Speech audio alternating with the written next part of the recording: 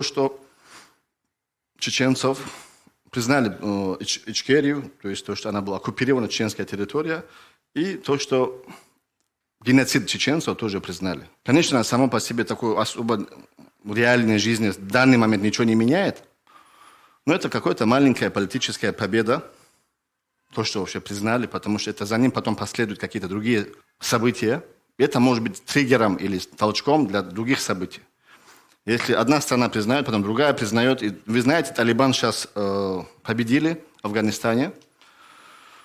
К этому мы вернемся, почему они победили, коротко. Их не признают страны. Даже Турция до конца официально не может признать. И это мешает им развиваться и политически, и экономически, и так далее. Их счета заморожены, миллиарды. И у них экономические, конечно, проблемы. Поэтому признание, одна страна признает, вторая признает, это облегчает жизнь в будущем. И те, кто потом могут сражаться ради освобождения своей территории, они не будут признаны как террористы, они будут признаны как освобождающие от оккупанта свою территорию. Какой-то политический вес имеет это решение.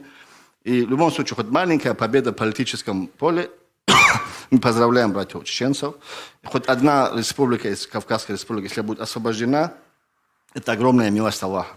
Вы сами знаете, сейчас есть разногласия, кто за, кто не так, Ичкерия, начальная, вторая стадия и так далее. Эти разногласия сейчас не нужно разбирать. Сейчас надо врага общего изгнать, и потом между собой Ахль-Халь собираются и решают, как дальше жить и как установить государство. И те, кто даже сейчас громкие популистические какие-то заявления делают, это не значит, что они будут это решать. Кто-то может на этом волне, может себе баллы зарабатывать, но это ничего не решает. Суть в том, что у нас есть общий враг, есть оккупант. Надо в данный момент не между собой рубиться и старое прошлое ворошить, а надо вместе от него избавиться. Если у нас мудрости хватит, это будет огромное благо. Чтобы мы выросли, извлекли из старых ошибок новые уроки и по-новому подошли к этому вопросу. Не нужно во время, когда общий враг на нас нападает или нас оккупировал, старые проблемы ворошить и между собой ругаться. Это очень сильно нас делает слабым. Как Аллах сказал в Коране, «Валя таназау фатафшалу». Не спорьте, не препирайте между собой, а не то потерпите неудачу. Вот тогда барихукум, ваша сила уйдет.